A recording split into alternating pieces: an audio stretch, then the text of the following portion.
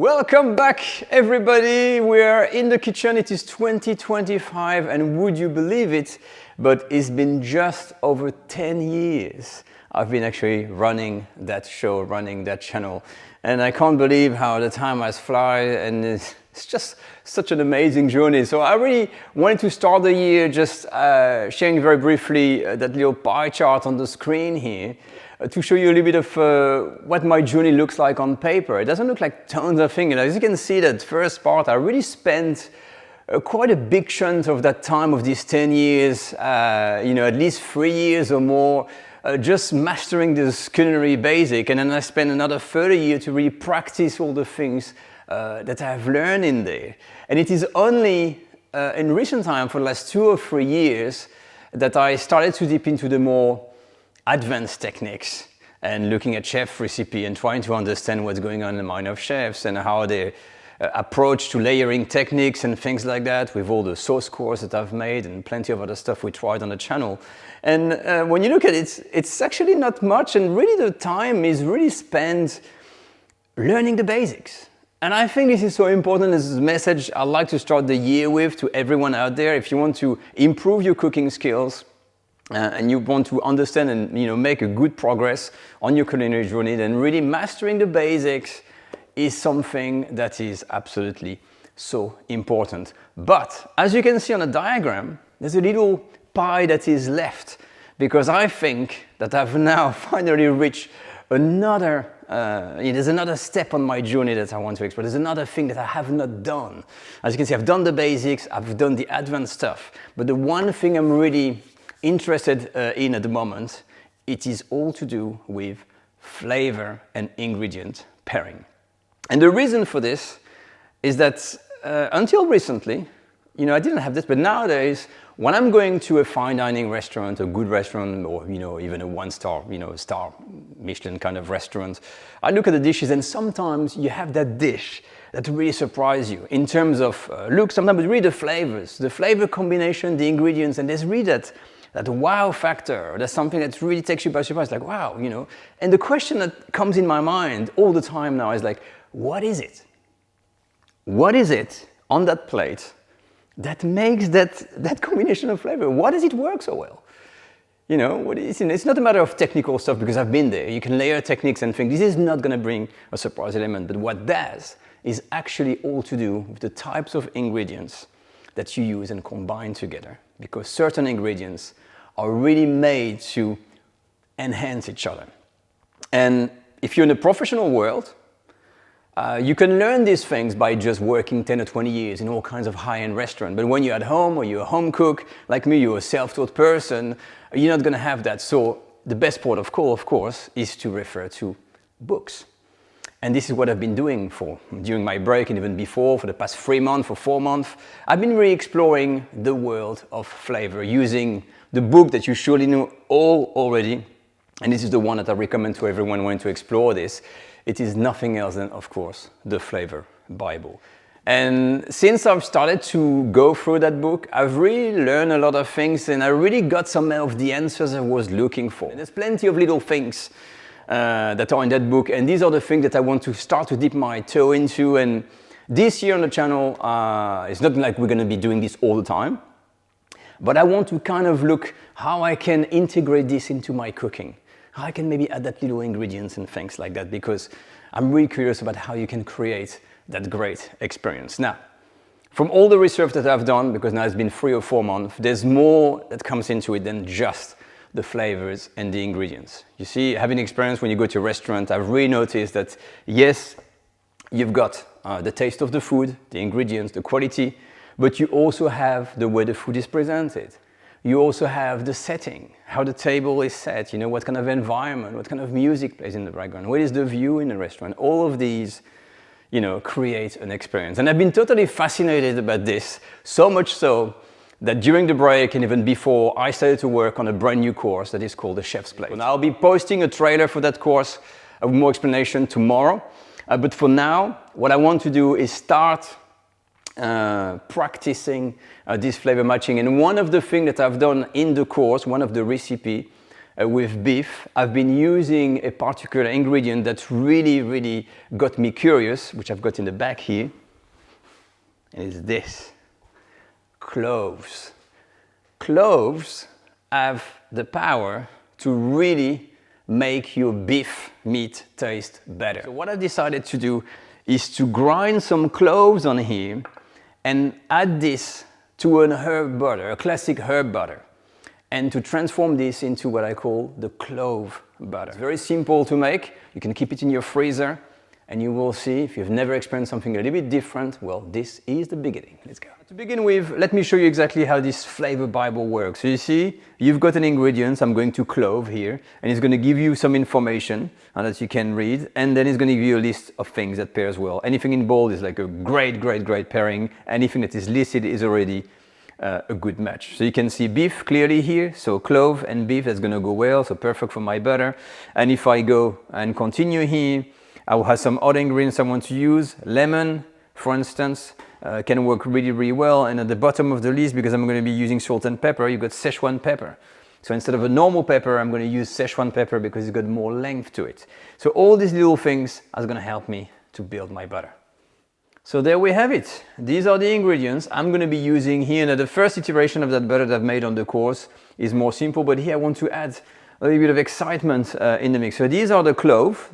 Everything has to be fresh, so we're going to grind them using a pestle and mortar. This is the Szechuan pepper. I've got here salt flakes instead of table salt, much better. I've got a little bit of garlic here, some parsley, because parsley and garlic with butter goes very well. And this is the lime that I'm going to use. It was saying lemon with clove, but I'm replacing this with lime because it's going to bring some acidity and maybe a nice little freshness with the zest of the lime in here. And it's just going to be a very simple matter of mixing everything together, but we're going to have to be careful with the measurement. As I just said, to get the best out of all the ingredients, you want them fresh, quality, and also when you have to make a powder, you want to use that pestle and mortar. So here is my Szechuan pepper. I'm not going to buy something that is already pre-grinded or anything like this. And I'm just going to pound the whole thing and make my mixture. And I'm going to make this into a powder. I'm going to do the same after with the cloves. So there we have it. Without using a recipe, and just by using a chart that tells me what ingredients goes together, I've got all what I need to make my special clove butter. So let's do this. We've got our special butter. So I'm starting with 200 grams of butter on here. And this is softened butter. So that means that when you get a spatula like this, you need to be able to have your butter and really kind of make it and turn it into a paste. Now once your butter is ready, you can typically add the salt. One of the little tricks that I'm doing as of late when I'm making these kinds of preparations, especially a compound butter, I'm using a butter that is already slightly salted. Like this, I'm sure I'm not going to overdo it. So this is very lightly salted. So the salt is already here. And I'm just going to go ahead with the rest of my things. So we're going to start with the cloves. So the volume of everything is very important. So this is loud. This is very pungent. It doesn't look like there's tons of it, but it is very pungent. That's why you have to be careful. But I still want to have this to be, look, a heartbeat there, to be my main element. I want to have a little cloviness in here. Next, I'm going to add a little pinch, is maybe a quarter teaspoon of Szechuan pepper, so further heat in here. I'm going to add a little bit of my garlic. Again, and this is a quarter teaspoon. I put a bit more in case, but it is not a garlic butter. Okay, and then I'm going to keep on going with the rest of my preparations. I've got my parsley. So parsley is light in volume, so that's just going to give some texture, some color. It makes the whole thing a bit more interesting. Okay, I've got my zinginess that we had before with the lime zest. So look at this, it starts to be really interesting in here. And to finish with, the lime juice that is also very loud, so you don't want to have something too tangy. So about half a teaspoon in here, and then I'm going to get my spatula and very slowly I'm just going to mix everything together, and that's what it is.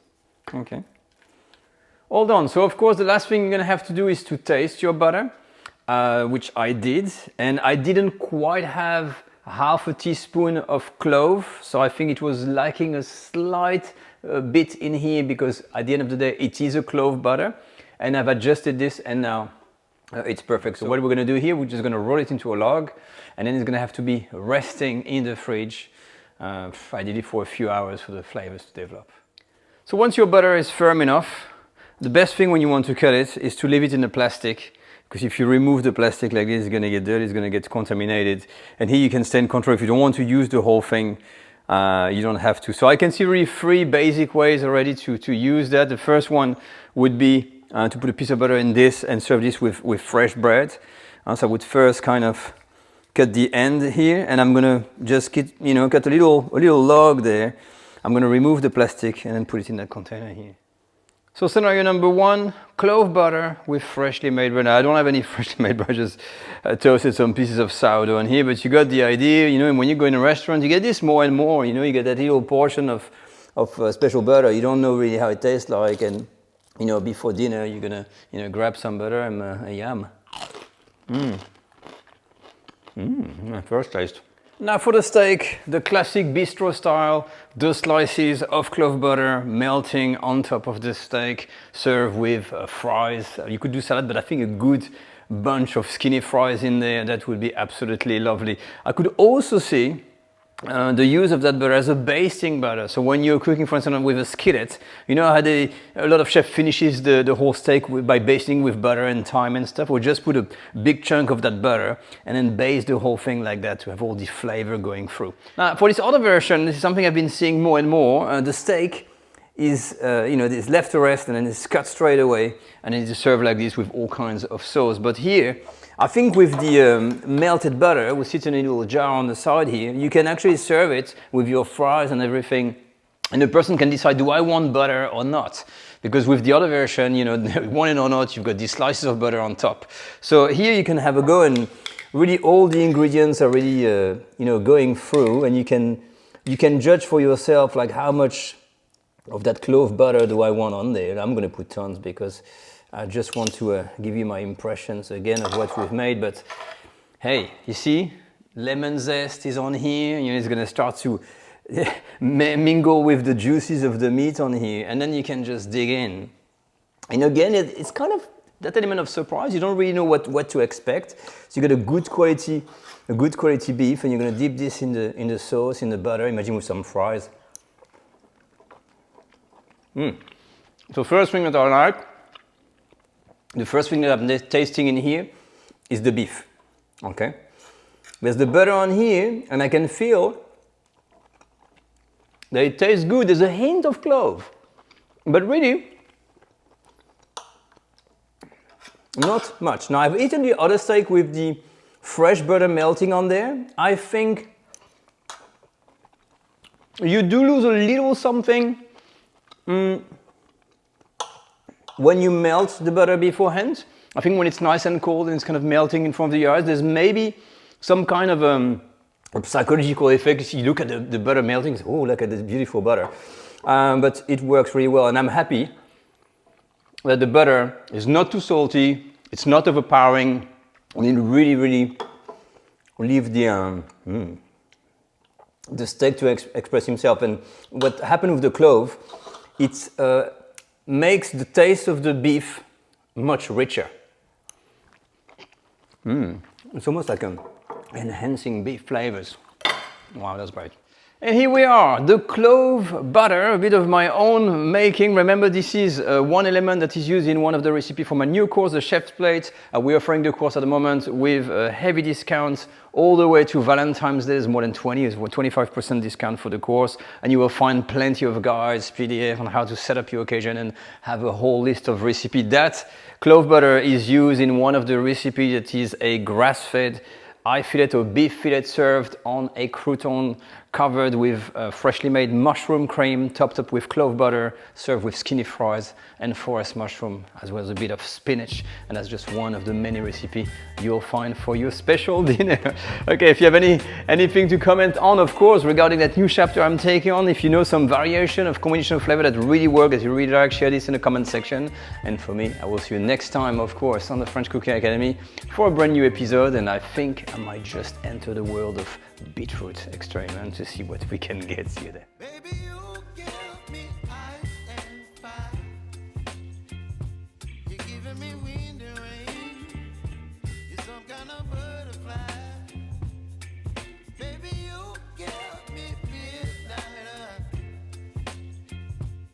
whip up my appetite. Don't leave me here high and dry.